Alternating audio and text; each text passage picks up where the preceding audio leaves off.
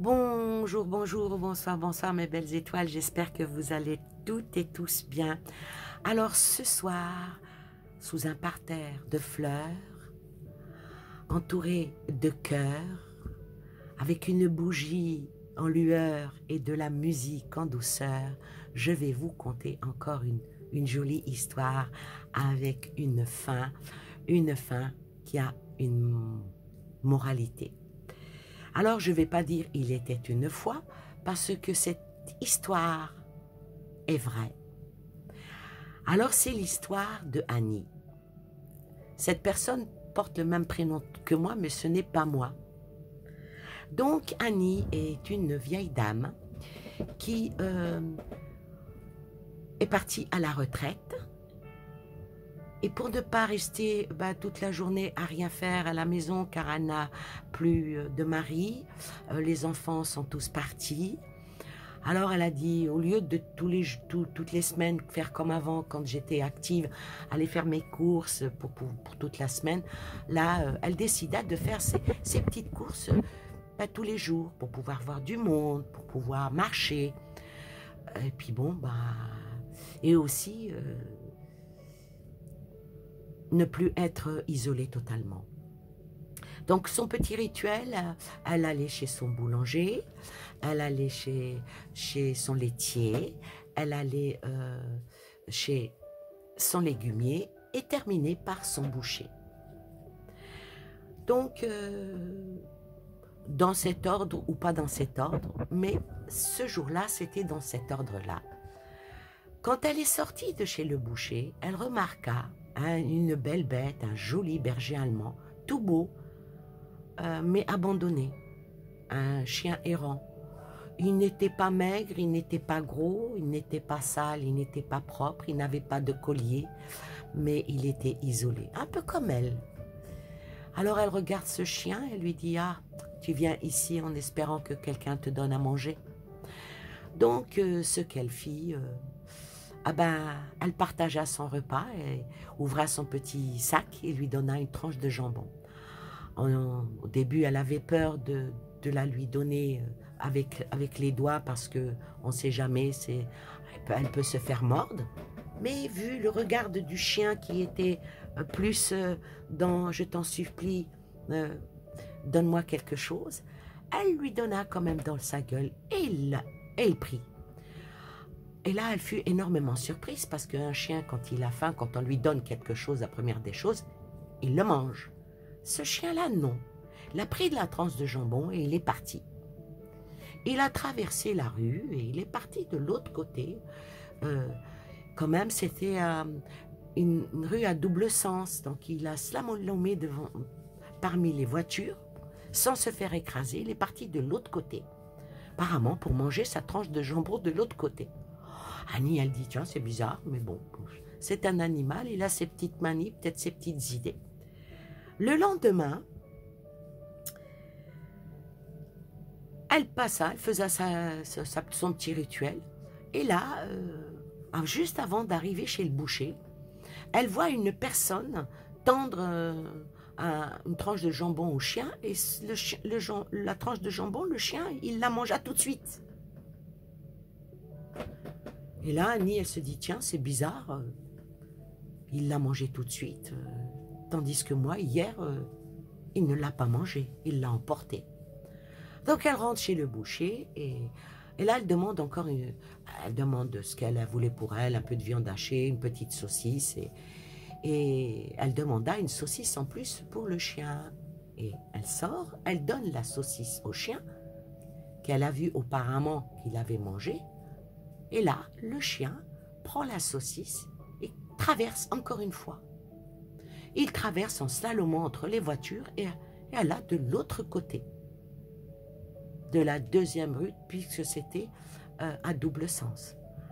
Annie dit, il est bizarre ce chien quand même. Et là, elle est rentrée chez elle et elle a commencé à réfléchir et franchement, ça l'intriguait. Donc, troisième jour, elle alla directement chez le boucher. Et là, elle se tient un petit peu en retrait et vit que une personne sort de la boucherie, donne rien au chien, une deuxième personne, une troisième personne. La quatrième personne qui donna au chien, le chien mangea tout de suite. Donc elle rentre, elle, à son tour chez le boucher et demande une tranche de jambon en plus pour le chien. Elle sort, elle donne la tranche de jambon au chien qui l'a pris dans sa gueule et traverse. Elle a pris l'entreprise de le suivre. Voilà que Annie traverse aussi, tant bien que mal, parce que c'est quand même une route où il y a des voitures à double voie. Et elle se tient un petit peu à l'écart pour ne pas se montrer au chien. Et elle voit le chien qui arrive au-dessus d'une bouche d'égout et qui lance la tranche de jambon.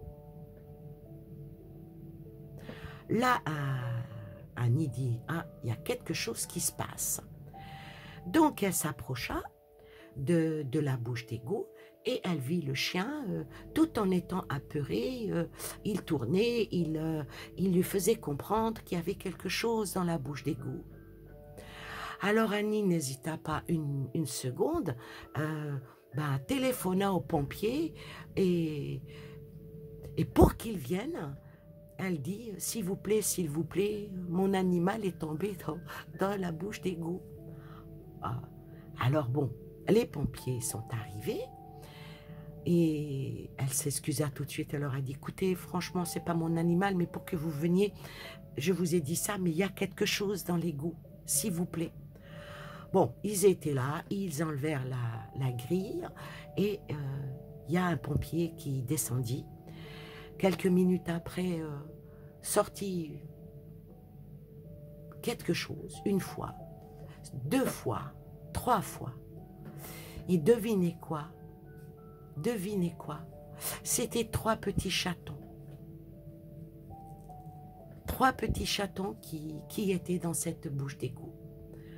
Alors les pompiers ont dit certainement c'était des bébés chatons, certainement que vu que de l'autre côté il y a l'ouverture de la bouche d'égout, ils ont dû être emportés par l'eau et comme il y avait un petit trottoir, ils ont réussi à sisser et rester là-bas, mais comme il n'y avait que de l'eau, eh ben, ils étaient bloqués. Annie, en voyant ça, elle a eu le cœur et dit, est-ce que c'est la providence? Est-ce que c'est ça, notre destinée? Et elle décida d'emmener les 3 bébés chatons et le chien pour les adopter. Donc, elle emmena les chatons, le chien qu'elle a lavé, nettoyé. Toute heureuse, elle les a mises chez elle avec les petits chatons dans un panier. Le chien chez le vétérinaire pour soigner quelques blessures qu'il avait et garda les chatons jusqu'à ce qu'ils deviennent à un âge assez sauvé, comme on dit, pour les faire adopter. Mais elle n'a jamais réussi parce que le chien ne voulait pas s'en débarrasser. Alors Annie dit, écoutez, avec moi vous allez vivre. Et cette histoire a fait tout le tour du village.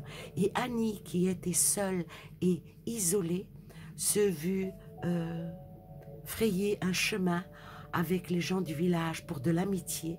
Étant très peu fortunée, les gens venaient voir Annie avec son chien et les 3 chatons. N'oubliez pas de ramener des croquettes, ramener de la pâtée et même l'ont aidé à payer les vétérinaires pour tout ce qui était soins et vaccination. Et comme vous savez, c'est très lourd pour une personne, surtout quand elle est à la retraite. Alors la moralité de cette histoire,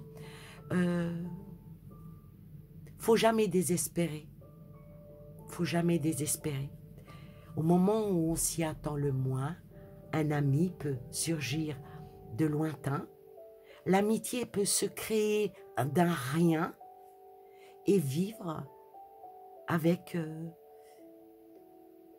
un but d'aider son prochain et de prodiguer des soins. Et la deuxième moralité par rapport à l'animal, Ne dites jamais qu'un animal est féroce, qu'un animal n'a pas de cœur, car quand on entend cette histoire, on se dit, ben nous les humains, il y a peut-être quelque chose qui nous leurre. Bye bye.